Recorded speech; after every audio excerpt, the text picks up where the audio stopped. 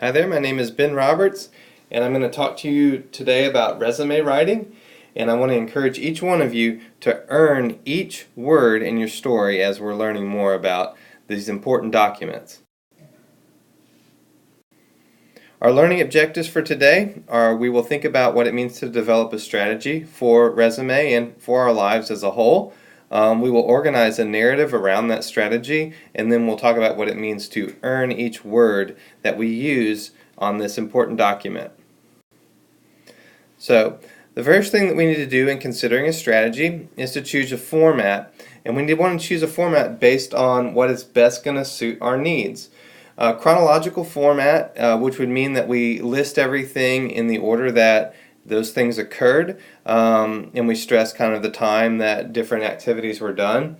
That is the most commonly used resume format, and it is the format that I will show you in my examples and things like that. A functional resume can be helpful as well. If there are large gaps in a work history, a functional resume emphasizes just the skills and training that were received. Once we've chosen a format, we'll want to make an inventory. And this is a brainstorming process, so we're just going to grab a scratch sheet of paper and list out professional activities and accomplishments. We don't need to worry about grammar and spelling. We don't need to worry about dates necessarily. But what I want to do is at this point in time ask you just to pause the video right here and look at table number 1 over here on the right. And as you look at this data here, I want you just to start listing out things like if you have a professional goal, that can be optional if you want, but it can be helpful with certain resume types. List out education, list out work experience and important activities that you've been involved in. Consider license and certificate information, like if you have a food handler's permit or other licensure, like basic life support, that would be very helpful to have.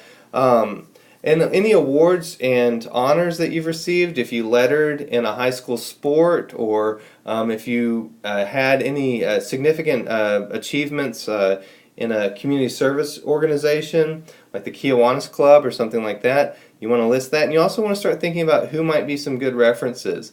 So again, just pause the video right here and take some time to brainstorm before we move forward. A narrative is just a fancy word for a story. And as we're thinking about a narrative, what we're really doing is making sense out of the past.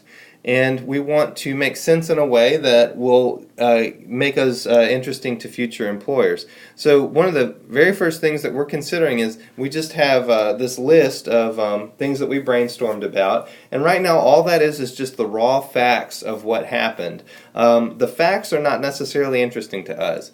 But what is interesting is a story. And so we're going to work on making an impression and being persuasive about why the experiences and the awards and the life that we've had is going to be the best indicator for why we'd be successful in the job. And then we're just going to organize. So we're going to start with why we're the best candidate given the experiences that we have, and then we're going to start to organize. So I'm going to zoom in on this resume over here on the right and just kind of show you what that organization process looks like firsthand. This is a resume for a nurse, and you can see that in this document here, she started out with a very standard resume format, and so the only thing that I might add to this is an email address, but at the very top we want to have our address over here.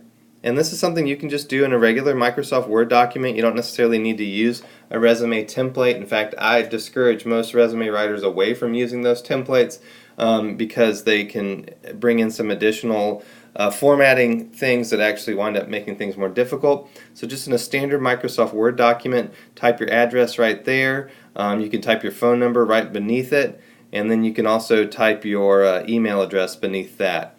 Now, one note on email addresses is this is again a professional document, and so we want to really be persuasive and make a good impression, and so that email address is absolutely critical. I cannot stress this enough, that the email address should just simply be your first name and your last name at whatever, at Gmail or at Yahoo.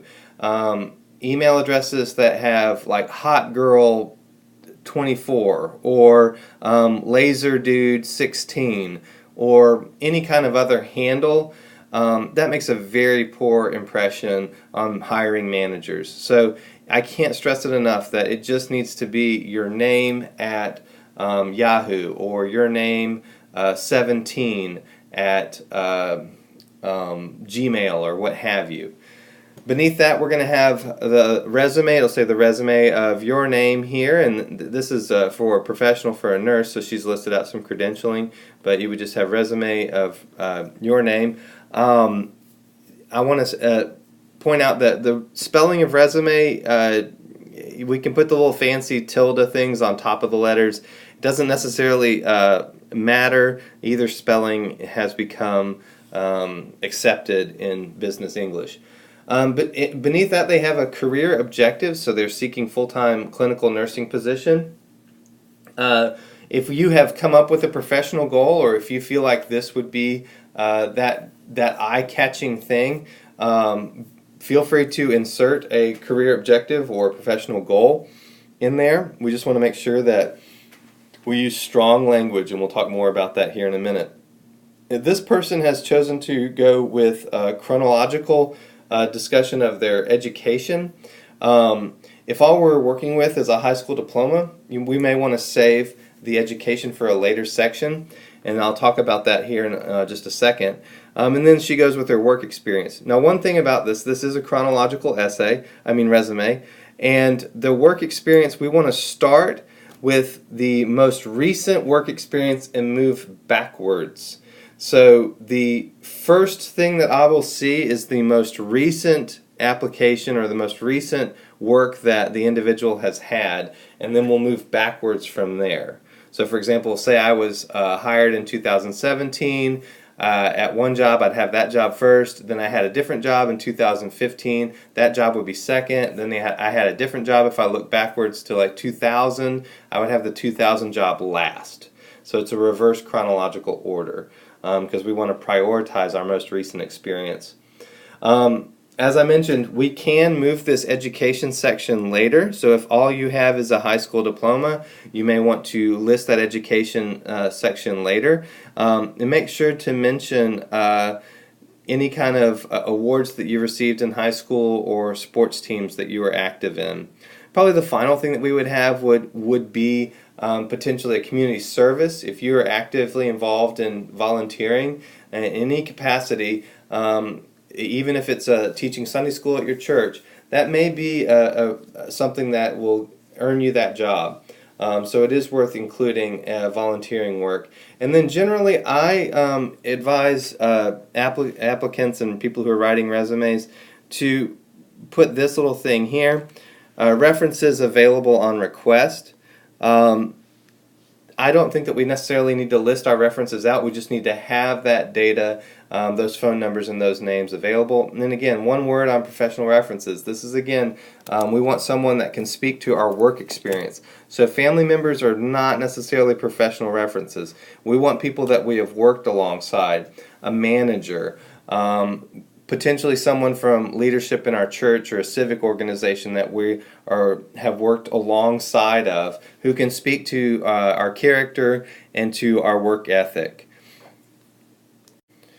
One final note on the organization of this document. Ideally, a resume will have all of the information needed presented on a single page. At least that's the way that I tend to appreciate having the information presented, is I've really just tried to cram everything that's important on a single page. Okay, language.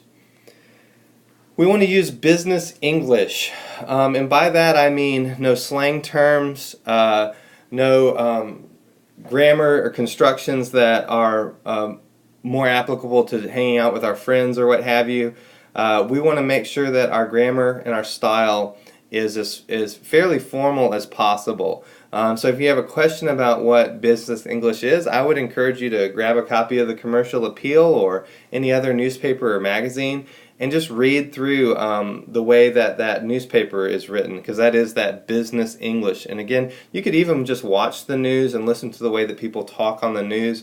They're using business English. one thing that I would encourage everyone to do, is just because I'm a lifetime learner and I enjoy exploring my world and learning new things, is to set a target to learn new words every day and then use the words that you've learned.